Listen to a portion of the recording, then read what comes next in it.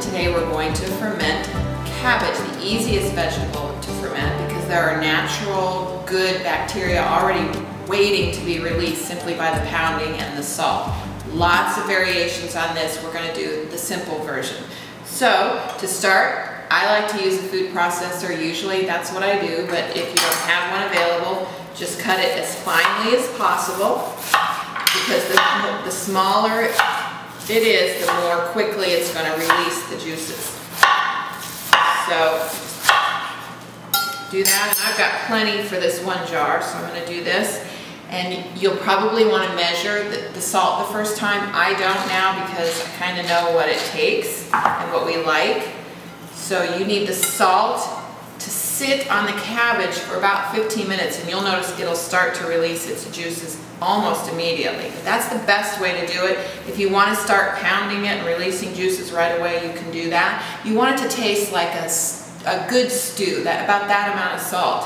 And for a pounder, I just use this rolling pin. They have sauerkraut pounders, but this is all I use. For now, I'm just going to wait and come back in about 20 minutes.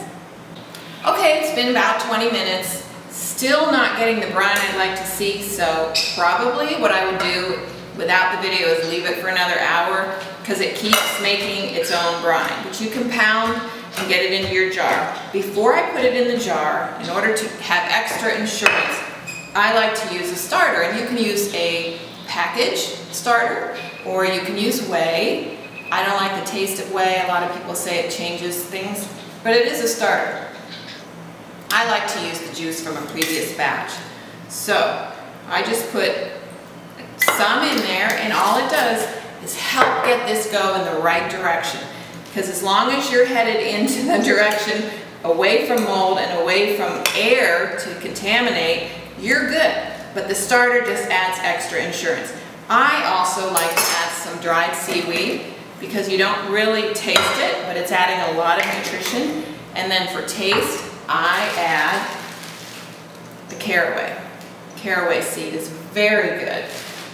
I also, just for those of you who really want to get into it, if you want to invest in a crock, I love using the crock because I'll spend maybe 2 hours and chop 7 heads of cabbage, and I do it in layers into the crock. And then I keep it in a refrigerator at 52 to 55 degrees, kind of that in-between temperature where the taste and the good bacteria really grow. That's my favorite way to do it, but if starting out, it's very simple to use a glass jar. You also want to have, if possible, an airlock, such as this, on the jar. Some people use mason jars with a tight-fitting lid successfully as long as the brine is above the cabbage, and you can use weights and all to keep it down. You should be okay. The airlock really does increase the health. So if you're going to, the health benefits I mean, so if you're going to invest in this effort, I suggest an airlock. So this is ready to pack into my jar.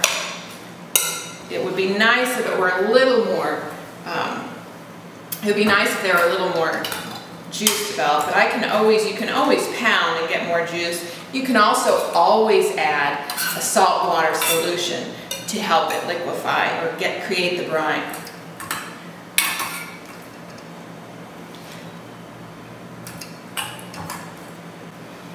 So I pack some and then I pound down, and I can see that the juices are now really starting to come. And this is why it really pays off to wait some time to let the salt and the cabbage intermix before you pound.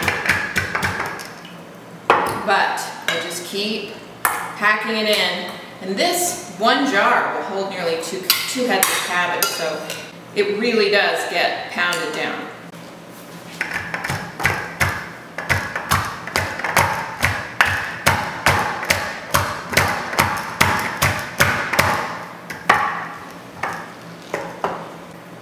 You want to fill your jar up to about 80% at least. Again, this is why packing in bigger jars can be better because you've got a lot of it going at the same time, so you're creating, there's all sorts of synergism going on to create this healthy food. But the small jar to start is just fine. You just want to make sure it's fairly close to the top without being too close to the top, because I have a lot of them overflow, which is fine, so I usually wrap a towel around it. And that also keeps out the sunlight and helps if it overflows.